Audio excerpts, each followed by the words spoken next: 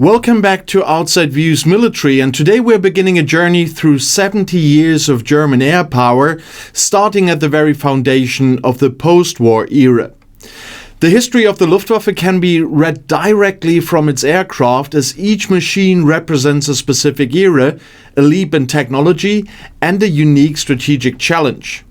While the Eurofighter is the modern backbone and the Tornado has been the workhorse for decades, it was one specific aircraft that brought the Federal Republic of Germany back into the sky: the Republic F-84F Thunderstreak. And to tell this story accurately, we are drawing from the 70 years of Luftwaffe witness accounts, where veterans and former personnel shared their personal memories of these early days on the official website of the Bundeswehr. In 1956, the young Bundeswehr was a military in its infancy, and the Air Force had to be built from the ground up after a decade-long hiatus in German aviation. The first machine of this new Luftwaffe was not a domestic design, but a rugged swept-wing fighter bomber from the United States. The F-84F Thunderstreak was considered a modern piece of equipment in the mid-50s, but it was far from a high-tech miracle. It didn't fly at supersonic speeds, it lacked complex digital avionics, and its weapon systems were primitive compared to what we see today. However, it possessed three qualities that were vital for a nation building a military from scratch. It was reliable, easy to maintain, and readily available through the Mutual Defense Assistance Program. The F-84F was the evolution of the straight-wing F-84G Thunderjet, which has seen extensive service during the Korean War. By sweeping the wings back at an angle of 40 degrees, Republic Aviation was able to improve the aircraft's top speed and handling at high Mach numbers. For the first generation of German jet pilots, many of whom were veterans from the Second World War returning to the cockpit after a 10-year break, the transition was monumental. They had to move from the piston-driven propeller-spinning logic of the 1940s to the high-speed, high-altitude reality of the jet age. The F-84F was powered by the Wright J65 turbojet, a license-built version of the British Armstrong Siddeley Sapphire, providing roughly 32 kilotons of thrust. And this engine gave the Thunderstreak a top speed of about 1,118 kilometers per hour, which was fast for its day, but still subsonic in level flight. But the aircraft was more than just a platform for pilots. It was a classroom in the sky for the entire technical branch of the Luftwaffe. Maintenance officers and technicians learned the fundamentals of jet engine care, of hydraulic systems, and weapon integration on this very airframe. One former maintenance officer recalled that the F-84 was like a good teacher, not overly complicated, but demanding enough to force you to be precise. In those early days, the ground crews had to learn how to diagnose failures and perform repairs under extreme time pressure, often working in improvised hangars. The systematic approach developed during the F-84 era created the professional standard that defines the Luftwaffe's technical course to this day. And tactically, the F-84F was the beginning of the Jagdbomber or fighter bomber era for West Germany. Its primary mission in the Cold War was to strike enemy ground forces, infrastructure and supply lines to slow down a potential Warsaw Pact advance. It featured 6.5 caliber M3 Browning machine guns and could carry a significant load of unguided rockets and bombs under its wings. Crucially, the F-84F was also equipped with a low-altitude bombing system, or LABS, which was designed for the delivery of tactical nuclear weapons.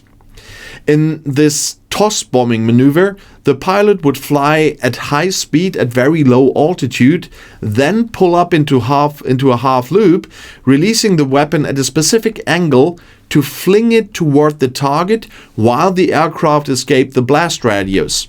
And this was a terrifyingly difficult and dangerous maneuver that required the pilot to trust his instruments and his nerves completely. The Thunderstreak served with several wings, most notably Jagdbombergeschwader 31 Bölke in Nörvenich, which was the first operational combat wing of the new Luftwaffe. The arrival of these jets was a visible sign to the world that West Germany was reintegrating into the defense of Western Europe. However, the F-84F was not without its flaws. It was notoriously underpowered during takeoff, especially when fully loaded with fuel and ordnance. Pilots often joked that the Thunderstreak didn't take off. The Earth just fell away from it at the very end of the runway. And this led to the nickname ground-loving hog among some Allied crews, though the German pilots generally respected the machine for its sturdiness. If you took a bird strike or took ground fire, the F-84F was built like a tank and could often absorb a surprising amount of damage.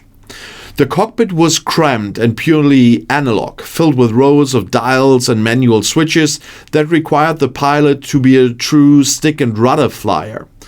There were no computer-aided flight controls or head-up displays. Everything was based on the pilot's eyes and the physical feedback through the control stick. By the early 1960s, the technological gap between the F-84F and the new supersonic Soviet fighters was growing too large to ignore. The era of the subsonic fighter bomber was ending, and the Luftwaffe began the controversial transition to the F-104 Starfighter. The F-84F was gradually phased out, with the last German examples leaving active service in 1966. But its 10-year tenure was perhaps the most critical decade in the history of the German Air Force. It was the bridge that connected a shattered past to a modern NATO-integrated future. Without the lessons learned on the Thunderstreak, the Luftwaffe would not have had the technical or tactical foundation to operate the complex machines that followed. It trained the first post-war generation of leaders who would eventually go on to command the wings of Tornadoes and Eurofighters. The F-84F Thunderstreak remains a symbol of the Wiederaufbau, the reconstruction, and the return of German sovereignty in the skies. Today, a few of these Silverjets can still be found in German museums, looking small and simple compared to the giants of modern aviation. But if you look closely at the rugged metal and the heavy rivets, you can see the DNA of every German fighter jet that came after it. It was an aircraft that taught a nation how to fly again, how to maintain, and how to defend. The Thunderstreak wasn't a legend because of its speed or its beauty. It was a legend because it was there when it was needed the most. So thank you for joining us for the first chapter in our series on the fighter jets of the German Air Force. We have so much more to cover as we move into the supersonic age and beyond. And if you have personal stories or family connections to the early days of the Luftwaffe, please share them in the comments below. It is these human stories that turn a piece of hardware into a living history. And don't forget to subscribe to Outside Views Military so you don't miss the next episode in this series. We'll be looking at the transition to the 1960s and the arrival of the most famous and controversial jet in German history. So stay informed, stay safe, and I'll see you in our next little dive.